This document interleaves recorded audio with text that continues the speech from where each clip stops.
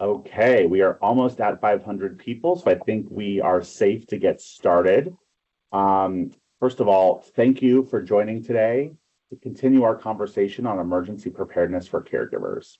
Today's event builds on a webinar that we hosted back in January and a guide that we released recently for caregivers in partnership with the Rosalynn Carter Institute for Caregivers, which promotes the health, strength, and the resilience of caregivers throughout the United States. We're so honored to partner with them. Today's webinar, we will discuss the new disaster preparedness guide for caregivers and facilitate conversations with caregivers and emergency management experts who will highlight the key considerations and the essential steps to develop a robust preparedness plan. This webinar showcases the many partners it takes to support care recipients, caregivers, and our communities. FEMA is dedicated to helping individuals, families, and communities ready themselves for all hazards. And we know that changing your mind on how to get prepared, making time to get prepared, and making the decision to take that first step or that next step in your preparedness journey is different for many people based on their unique needs and circumstances. This is a transformation in how we work and how we promote preparedness and how we engage communities to be more effective in meeting people where they are, instead of forcing people to have to navigate our government systems, language, and beyond. You will hear from the Rosalynn Carter Institute for Caregivers, with whom we have formally partnered and been a partner with since September of 2023, since really the start of the kickoff of National Preparedness Month in 2023, to learn from their caregivers network, create resources, and tailor messaging and outreach strategies to meet their specific needs. Finally, you will hear from speakers representing access and functional needs, disaster preparedness coordinators, and caregivers. All of the caregivers joining us today, thank you for your continued dedication to your care recipients, and thank you for making time to join us for this conversation. Now, I'm excited to introduce Mr. Eric Hooks, the Deputy Administrator of FEMA, for who will about to give opening remarks to kick us off. Deputy Administrator Hooks is an extraordinary leader who ensures all programs and activities at FEMA across our mission to help people before, during, and after disaster are effectively and efficiently coordinated. He requires that we all put people first in all that we do, from our workforce to our partners, and to all the people that we serve every day, including all of you with us for this webinar. Deputy Administrator Hooks, over to you, sir. Thank you, Justin. Thank you for that introduction, and also thank you for your steadfast leadership around the nation. I'm so glad to be with all of you for this important seminar. In 2021, Administrator Criswell set out to create a more equitable FEMA, an agency that meets people where they are, as we work to build resilience and preparedness in communities all across our nation. Last year, we released our disaster preparedness guide for older adults to provide bespoke resources to a vulnerable community. Today's webinar will focus on our second such guide, our recently launched disaster preparedness guide for caregivers. This forum will provide an opportunity for FEMA personnel to showcase this new product and explain how it can help protect those who give and receive care. Equally, if not more importantly, it will also provide the caregivers online with an opportunity to share their thoughts on how we can better support your communities in the future. Let me give you a quick overview of our new guide and why it's so important. I believe our agency's success depends on our ability to balance three priorities: leadership, partnership, and collaboration. Targeted preparedness guides like this are a prime example of FEMA's combining these three pillars to achieve our mission. And here's how. FEMA is a leader in the resilience and preparedness space. That much we know. So it's on us to compile the tools other communities need to succeed, package them into a digestible, usable format, and get them out there. That is why this guide is a roadmap for ensuring caregivers can better navigate disasters for those they care for and for themselves. It's important to note, however, it was not written in a vacuum. It was created thanks to a highly valued partnership between FEMA and the Rosalynn Carter Institute for Caregivers, or RCI. RCI exemplifies the spirit of our late First Lady, Rosalynn Carter, and her commitment to helping those who give and receive care.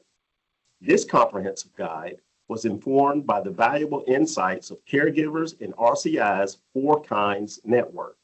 Their insights shed a light on the challenges caregivers face when trying to prepare for disasters, which leads me to collaboration, the final piece of the puzzle, and something I hope that we can achieve during today's conversation. We want to hear from you. We need to hear from you. We need your feedback to ensure that this guide is, in fact, serving its purpose and helping the intended audience, caregivers. All of us are caregivers in some sense.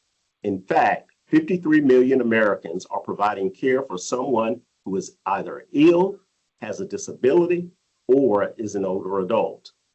Sadly, we know these individuals are some of the most vulnerable to the impacts of disasters, and they face even more barriers in preparing for them, which is why we focus this guide on empowering caregivers so we can improve outcomes for those receiving care.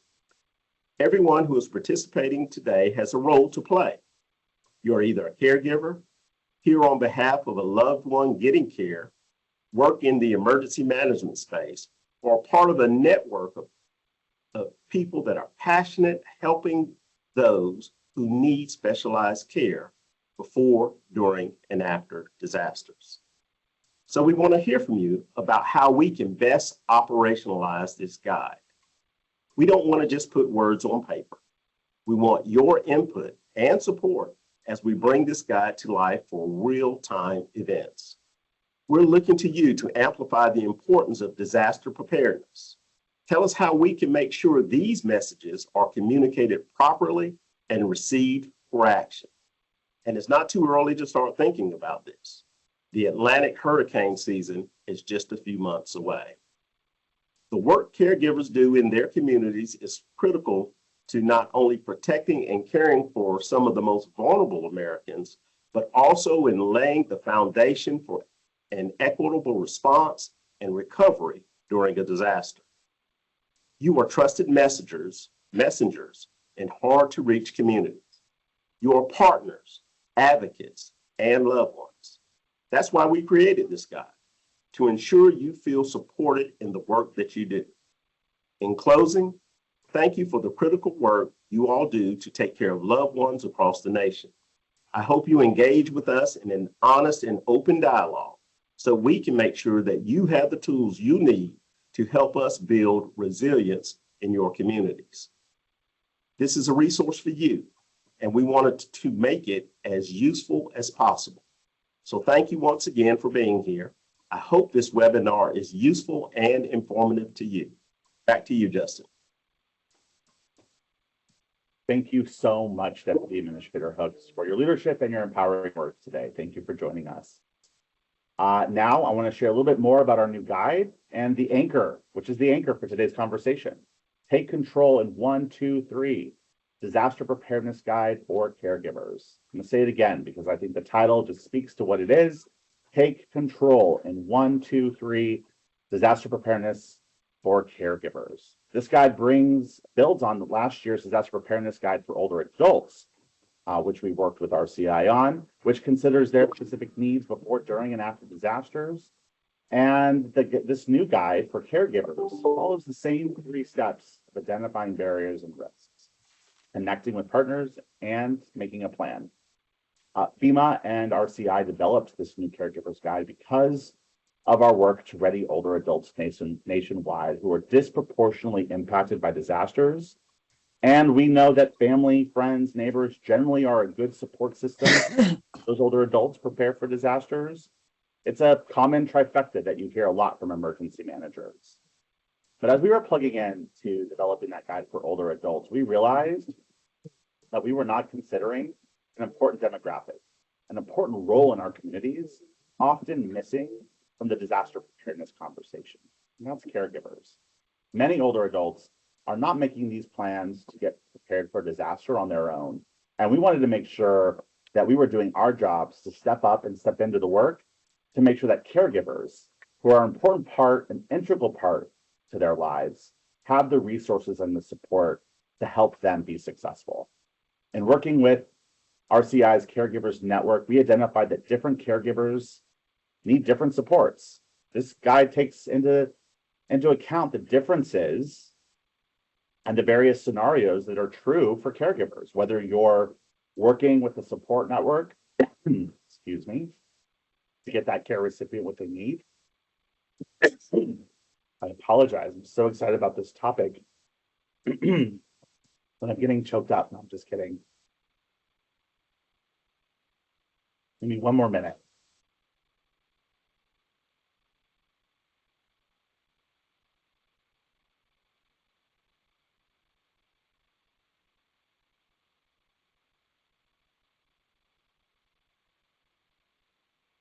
Okay, I think I'm back. This guide really helps. Thank you for your patience. This guide really helps to provide information available to caregivers based on the different scenarios that are true for them, whether they're taking care of their care recipient on their own, with family of a support network, or others that are part of that care recipient's life and support system. And finally, we know that the caregiver community is broad and diverse. Some of the caregivers in our communities are family members, while others are caregiving as a paid profession. Sometimes caregivers are providing care to more than one care recipient. And care recipients have different ages, experiences, and needs. If we're truly going to support caregivers to help them keep their care recipients safe and protected in the face of a disaster, we fundamentally knew that we could not have a general outline of preparedness information or have general conversations about what it means to be ready. We have to be specific and tailored. That's what we did with this plan, this guide, and today's conversation. So, for today's webinar, we want to showcase the Caregivers Network, diversity, and acknowledge that while we are thinking about preparedness for disaster, we have to have that conversation through the best practices, the lived experiences, and the realities of emergency managers and caregivers doing the work. FEMA is committed to creating resources that are tailored to meet these needs and to have conversations like today to make sure that we are contextualizing what we're asking people to think about and do, and really helping to further this work to the next level. So, to get us started, I'm so thrilled to kick off today's first panel by introducing Sadie Martinez, who is just an extraordinary human doing game-changing work in the field, and so excited about this conversation. Sadie, over to you. Thank you, Justin, and thank you for the wonderful compliment. Thank you. Well, I'm so excited. I get to moderate this conversation with some excellent champions across the nation. We have Julia Beams, who is an emergency preparedness program coordinator at the University of Colorado. We have Shaylin Sluzales, I hope I said that right, and Herman Parodi, who are co-executive directors of the Partnership for Inclusive Disaster Strategies. And we have Stephanie Schillinger, and she is a caregiver and an area clinical director at Avena Healthcare. And so I welcome all of these champions, because one of the things that I love is when we're building resilience, it's what we're learning about what we don't know, because we don't know when partners are not at the planning table. And so we think about, as Justin was talking about, we want to include caregivers to be at the planning table.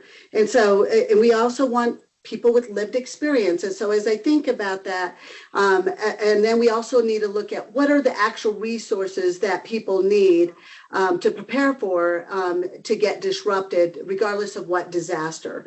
And so I asked these panelists to be champions to start these conversations.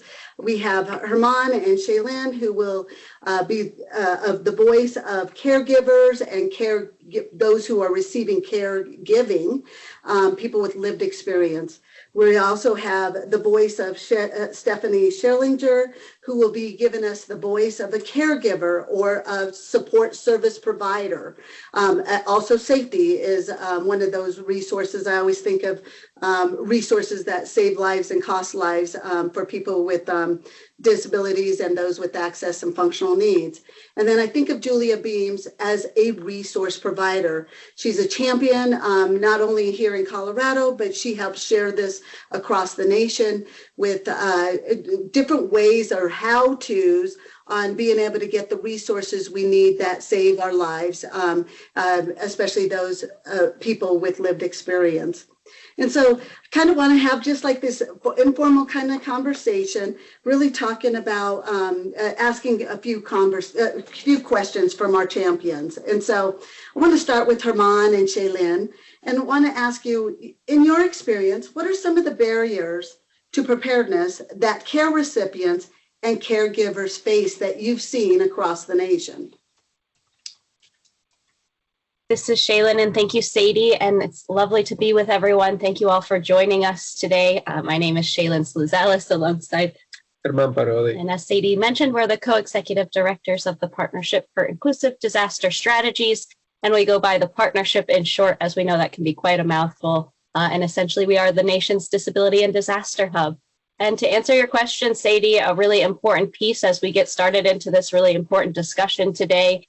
One of the first barriers that we often hear of when we are talking with folks in the community and preparing for their localized risks and disasters is first the cost associated with preparing for an emergency. Whether you're a care recipient or a care provider or caregiver, and the support network that is working together to create plans, oftentimes the costs for supplies or accessible extra accessible materials or your durable medical equipment, power supplies, having an extra battery, these types of extra supplies for disability specific items, as well as just general extra food, extra water, can be very costly for households and individuals, particularly when we know that a large percent, a good majority of folks that are people with disabilities are largely of low income and on fixed incomes. And having to put that into consideration as folks are planning can be quite a barrier. And on top of that, in addition, just the overwhelming feelings that can come with knowing where to start and where to begin in preparing, how to know how much supplies you should have or what supplies you should really prioritize if you have to take priority over other items. And just all of the different pieces that can be involved in preparing for disasters and emergencies can just be really overwhelming. But starting somewhere is starting, and being here is a start. Reading the disaster guide that has been released is a start. Having conversations with your family, with your network, and those around you in your support circle is starting somewhere and is beginning your preparedness journey. And then another big area of barriers that folks we have found experience in preparing is having information that is accessible and that is actionable, information that is available in alternate formats. Like I see many questions in the chat around the guide being available in other languages, in a hard copy format, in large print, in Braille, and accessible electronic materials that is screen reader accessible. All of these pieces around preparedness information need to be accessible and actionable for the disability community and those that support us. And lastly, a barrier that we have found and that we at the partnership always educate on is knowing our rights in disasters. It is pivotal. It goes hand in hand with making your plan and staying informed, is knowing your rights so that you can make sure you advocate for them as they come up and make sure that they're enforced if they are being violated. Thank you. And then, as I heard you talk about a lot of these resources, I always go back to a memory tool. And it really helps us in emergency management to think in resource framework because public health and human services think in equity, diversity, inclusion, and which is meeting, the goals of FEMA right now and reaching community. But they're not shared language. So I tried to look at it in a resource framework or memory tools to have that shared language. And I think of what you just identified were communication resources, maintaining health and medical resources, independence resources, support services and safety resources, and transportation resources. And I use a memory tool, CMIST, to think about that as we work with emergency management, public health, human services, people with lived experience, any language, regardless of who we are, right? No matter who we are, we need access to resources in order to function when that bad day happens. And being able to identify what the actual resource need is, we're able to get that resource a lot faster. And so as I think about that, how, in your opinion, how can we support care recipients in remaining independent after disasters? This is Armand. Thank you, Sadie. I am a care recipient myself, and I am a care provider for my 80-year-old grandma. I don't do the hands-on services as I'm quadriplegic, but I coordinate all her healthcare and her attendant care services, which sometimes can be a lot. How do I make sure that she remains independent? It's involving her. It's having her at the center of the decision-making throughout the process, so she feels comfortable and understands every step of the way what is needed to happen from her point of view. And so her support network and care providers, including me, follow her desires. People ask, how can care recipients compensate their care providers? And connecting with Centers for Independent Living, area agencies on aging, and overall the state's health departments will provide information on how to support care recipients and their care providers. Thank you, Herman and Shaylin. As I think about that, then I move towards Stephanie as a person with lived experience as a care provider. She's also been through a few disasters, and thinking about, hey, it's not only the person receiving care that needs a plan, it's also the caregiver that needs the plan to be able to take care of themselves so they can take care of others. And I think about when we're on an airplane, right? And we get the safety tips of, hey, if we need oxygen, make sure you put your oxygen on first before you take care of your loved ones that you're taking care of there. And so that's what I think of our champions who are caregivers. And I think about, them taking care of themselves as well and having their resource disruption preparedness plan as well. And so for you, Stephanie, I want to move to you and I want to ask you, how can caregivers learn about common disasters in their areas and use specific information to prepare? Thank you, Sadie. So here at Aviana, we have actually created a guide that is very similar to the 1, 2, 3 disaster preparedness guide that we hand out to all of our employees and the patients, the clients that they take care of. And whenever our new employees come through orientation, it is, what is the worst thing that could happen to me today? Whether I'm in an accident on the interstate on my way to my job, or if I show up at the patient's home and they're experiencing a fire or a flood or whatever that looks like. Because here in Colorado, we can go from blizzard one day to wildfires the next. And so we're always pushing that. What can you do to be prepared? And it's awareness of your surroundings.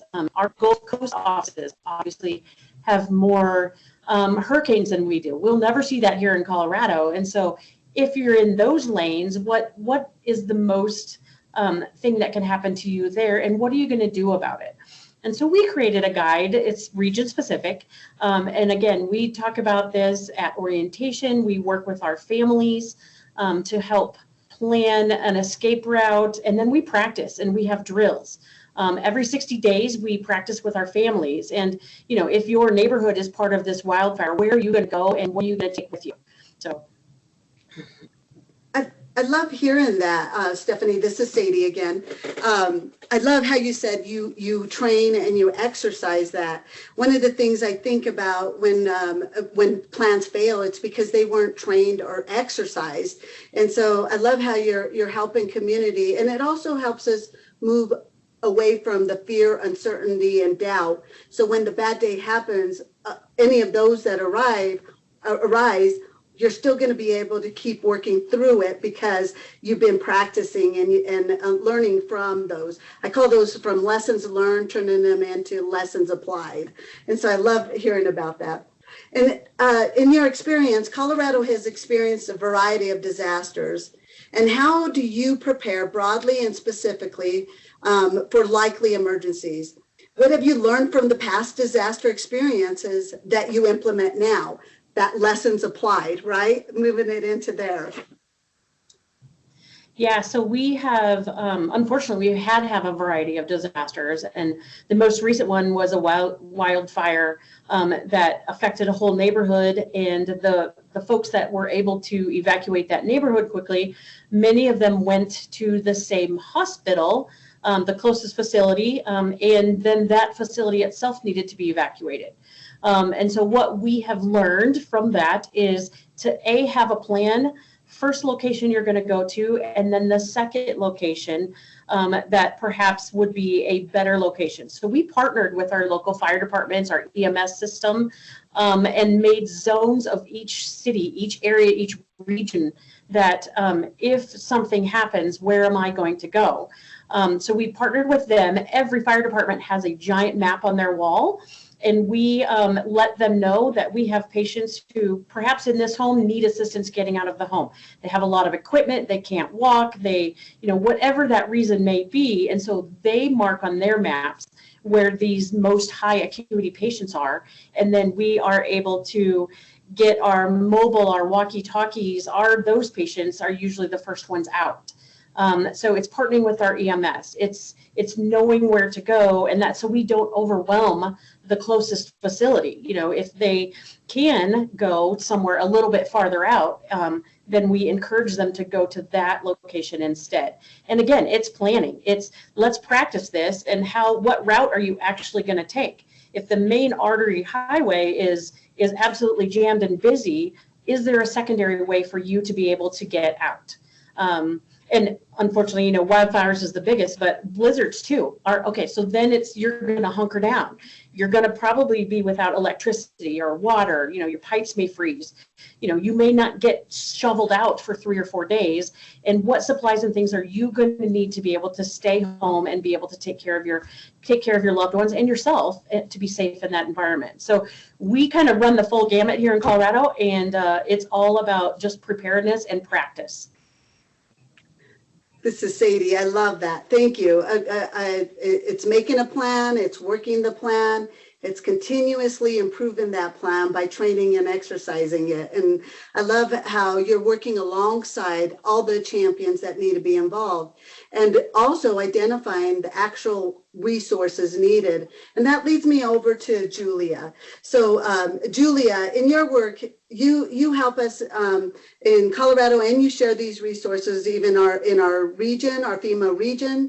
You share it across the nation, and you help other states find it in their area. But in your work, you identify ways to connect life-saving resources with caregivers and recipients, including backup batteries and generators. And recently, you're providing a wonderful opportunity for our Coloradoans to prepare for their resource disruptions. And I'd like for you to share how can emergency managers connect with these resources, and also if you could describe what resources you're providing and to whom is eligible at this point. However, it's igniting others as well.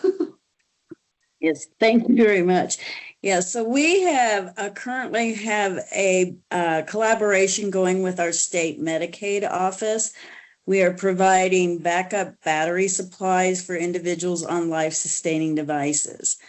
Our state office got a grant, an ARPA award to provide the funding for this program. So we perceive it as a pilot project because we're not real sure how long it's going to last. But right now we are able to provide backup batteries to anybody in Medicaid using life-sustaining medical devices anywhere in Colorado. So we have our website that people can go to and see the information that we have at ucdenver.edu/CIDE/SIP. There you can see the batteries that we looked at, made some comparisons to make sure that we were able to provide a better solution for individuals. So right now we're trying to provide power for these devices for up to 72 hours so that we're able to keep them at home, keep them from evacuating if at all possible, or giving them the opportunity to make plans to evacuate with all their equipment. And when we say medical devices, we have a pretty loose definition. We talk about people on ventilators, on dialysis machines, CPAP machines, refrigeration systems. We actually had somebody apply who was using Starlink for their satellite communications. So we look at all aspects of what people can actually do. So we have that comparison sheet. We also try to make sure people know how to figure out how much power they need, because that's one of the things we do. We have a couple of different size batteries that we are able to distribute, and then we provide them in combination. So we actually have information on our website on how to calculate your power needs, what you need to look at. And then we also have a power use calculator so that you can actually look at maybe the type of battery you have or want to look at with the type of equipment, how many hours you're going to be using it. So it will tell you how long that battery will last.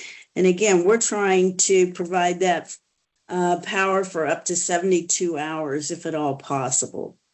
So also along those lines, we have a funding database for people in Colorado, but people across the nation also use it so that we can help other individuals who maybe are not on Medicaid for this project be able to afford these devices because they're not inexpensive, but we also recognize that they do need help. So we have that available as well.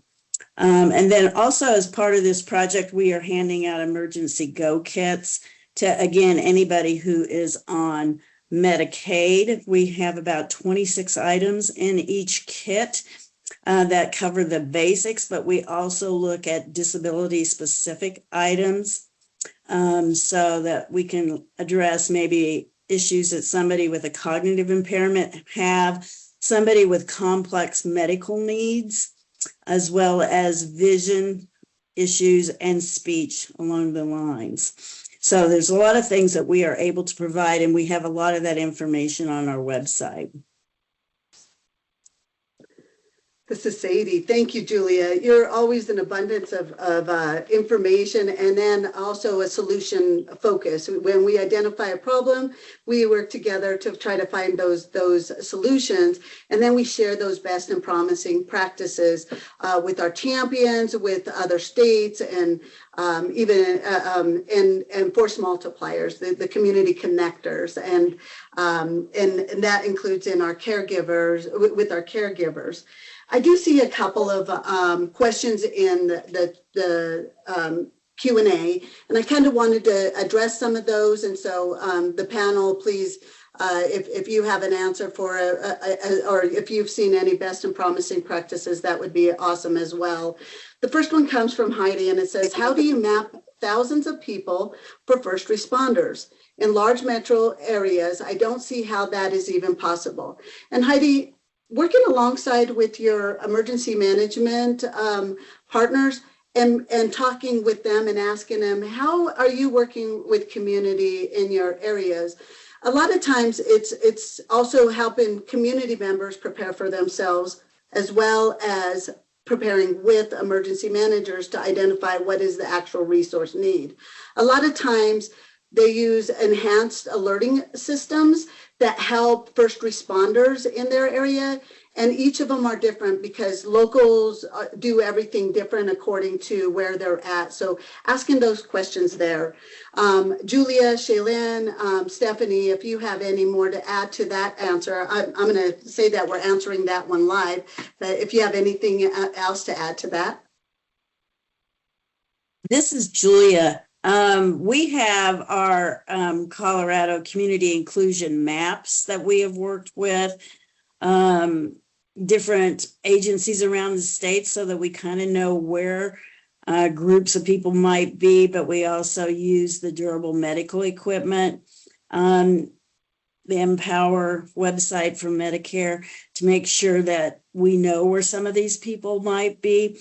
And as Sadie mentioned, I'm always encouraging people to make sure they contact their call centers, their 911 call centers, to make sure if they have special needs as far as rescues and things, that they let them know ahead of time so that they can find them if they have to come to their homes or their offices.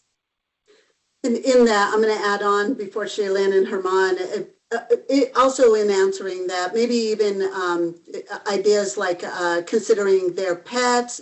You know, pets are also family members, whether or not they're human or not. Pets are part of that. And how do caregivers also have that considered as we look through that answer as well?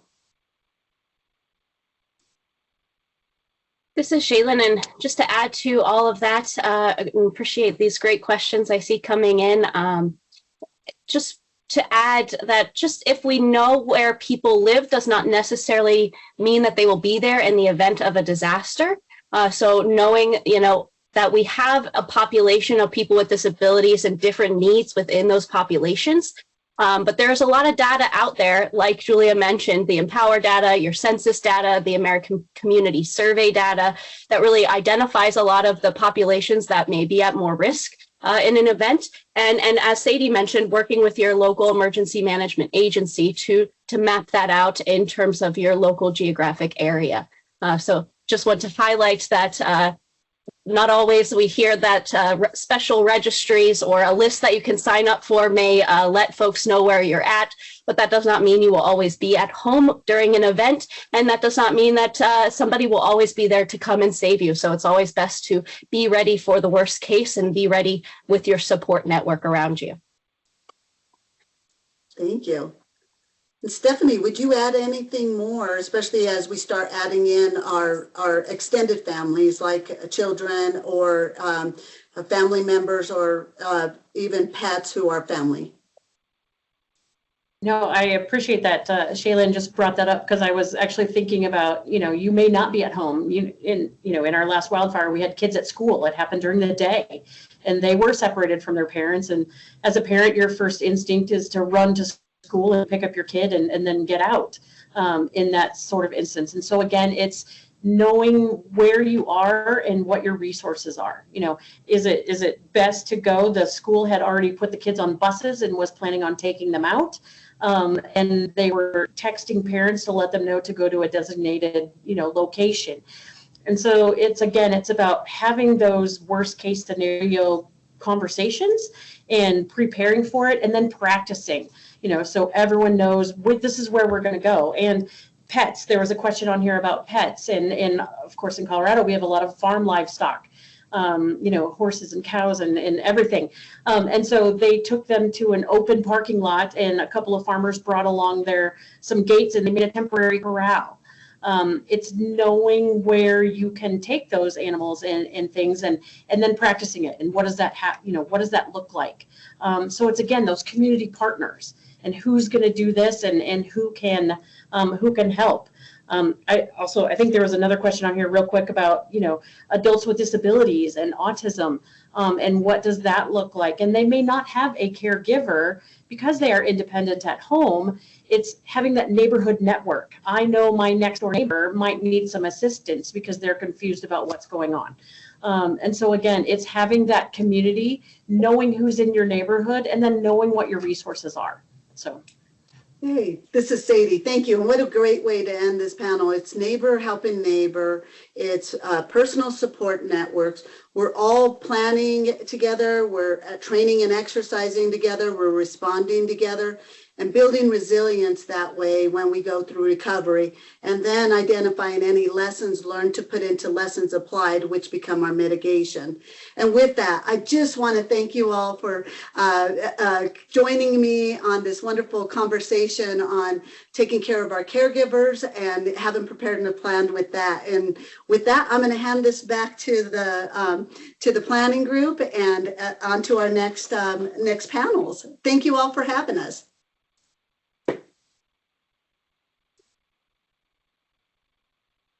Well, thank you, Sadie, Julia, Shaylin, Herman, and Stephanie for that insightful panel. Supporting access and functional needs are critical every day, and especially during a disaster. My name is Jennifer Olson, and I am the CEO of the Rosalynn Carter Institute for Caregivers. In our organization, caregivers are the center of our universe. And for us, that means family, friend, or neighbor caring for someone ill, aging, or disabled.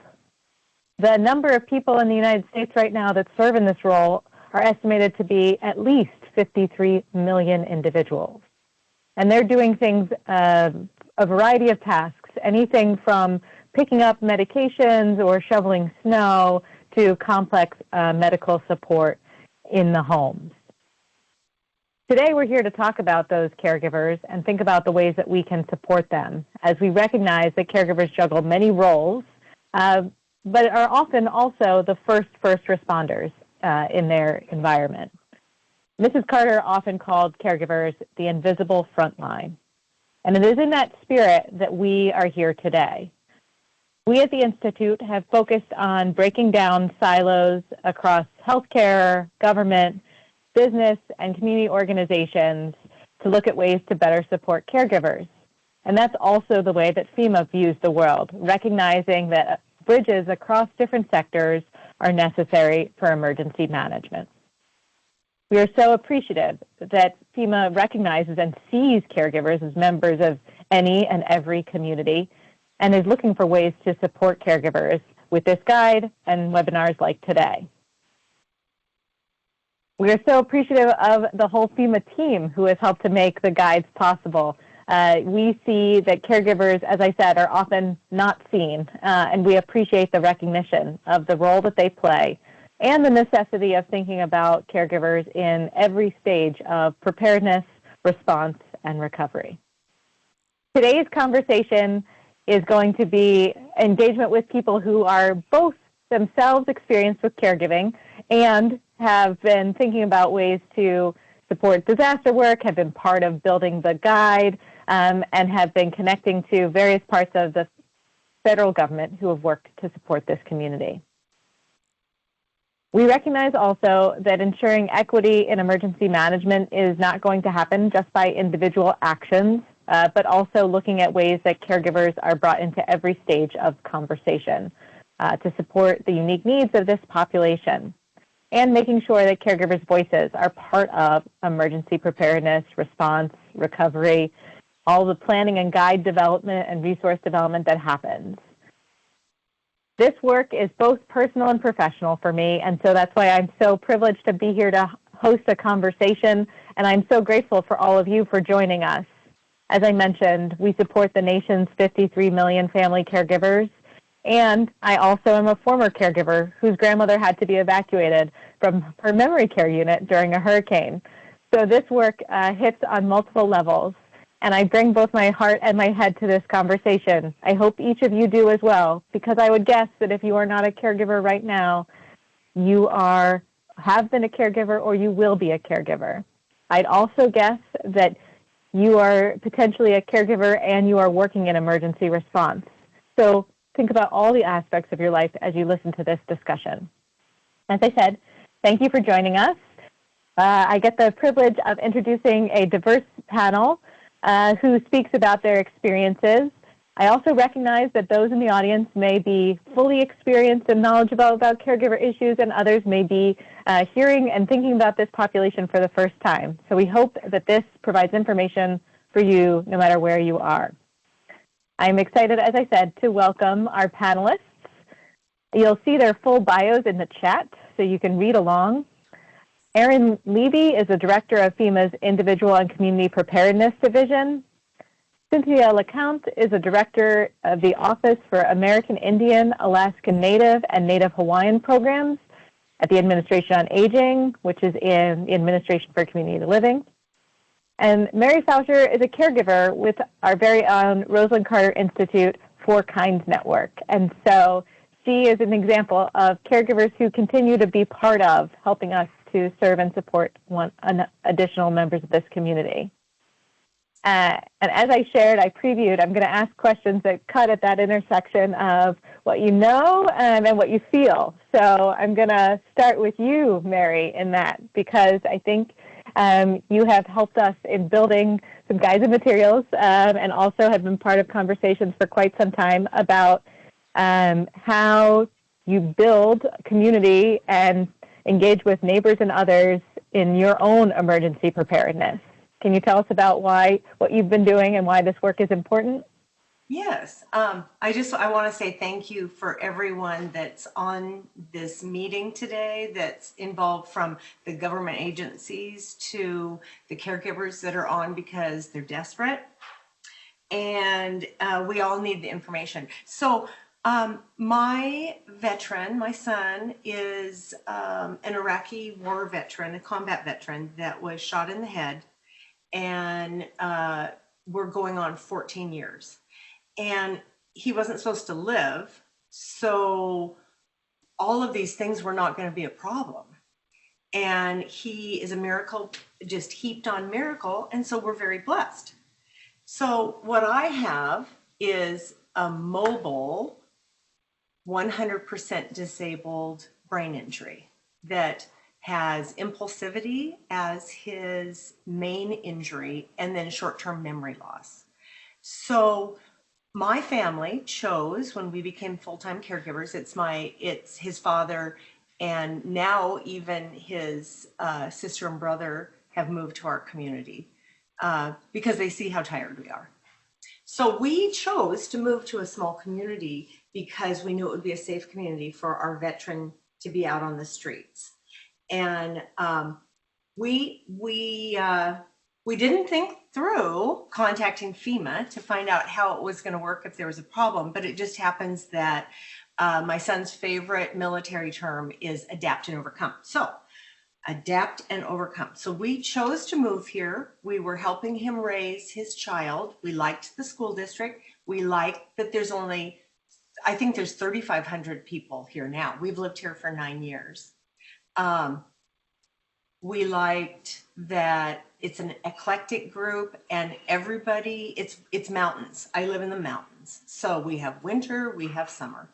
And we chose to live here because it was close to Seattle, where we could get to medical provision. And then we actually chose it because it is not close to most medical care, and it is not close to the VA.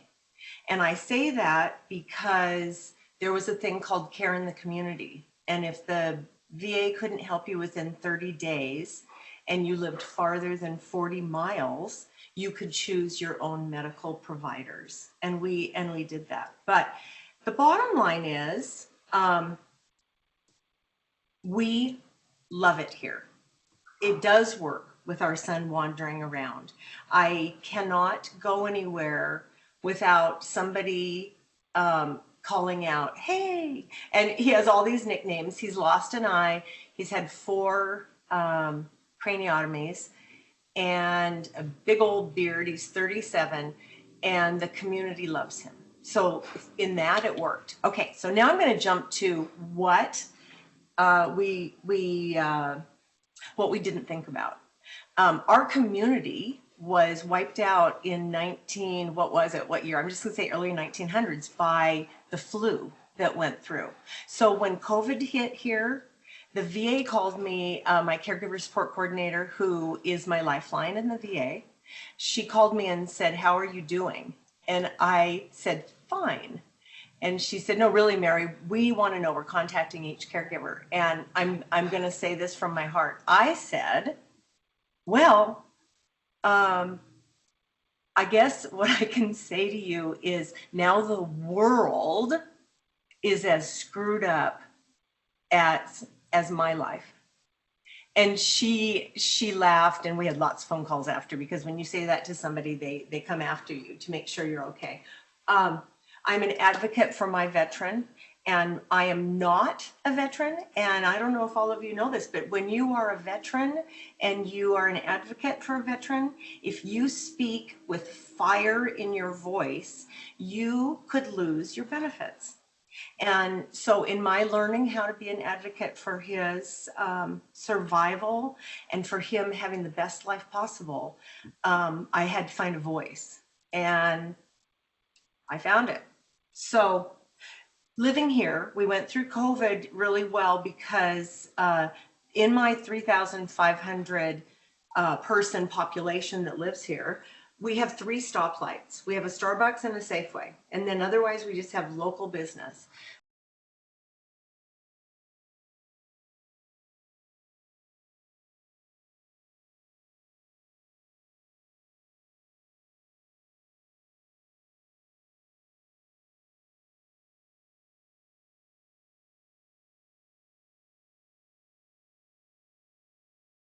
I was telling the gal that invited me here, I have a garage full of fun things. You would say, "Oh, that's fun."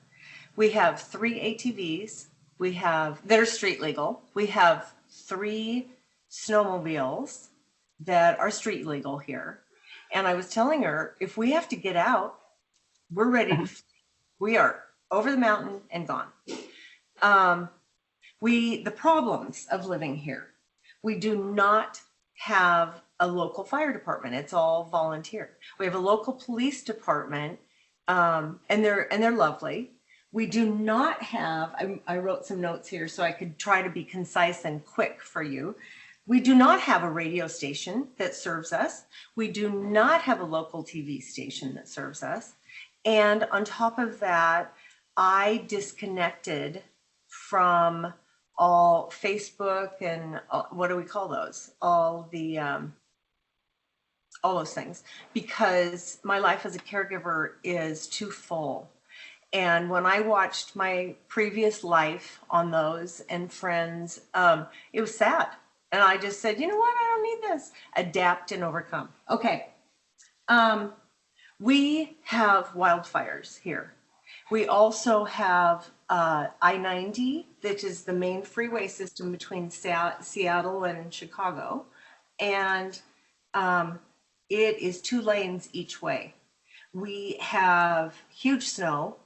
I'm 15 minutes from the top of Snoqualmie Pass, and so we're on the side where snow dumps. And it's a beautiful area. So we are inundated with West Siders that come over here. We say we're the Right Siders because they come over to vacation here, and they also come over to flee here when there's a problem in the cities. And when they do that, it clogs our